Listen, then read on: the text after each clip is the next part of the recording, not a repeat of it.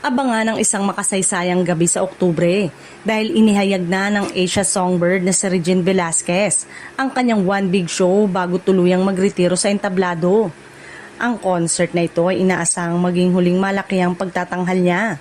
Isang event na tiyak na magpapaantig sa damdamin ng kanyang milyong-milyong tagahanga.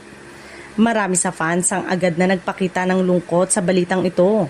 Para sa ilan, mahirap isipin sa industriya ng musika nang walang iconic na boses at presensya ng Filipina singer na matagal nang naging simbolo ng kahusayan sa OPM at live performances.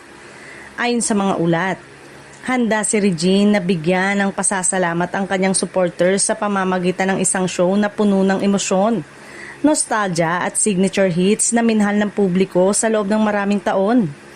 Kasama rito ang kanyang mga timeless classic at mga special performances na tiyak na magpapaligaya at magpapaiyak sa audience.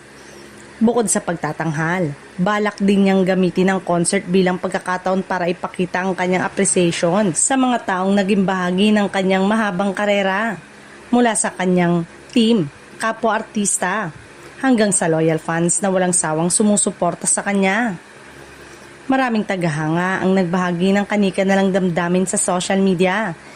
Ilang nagpasalamat sa kanya sa lahat ng alaala at musika habang ang iba naman ay nagpaabot ng kalungkutan sa nalalapit na pagretiro niya.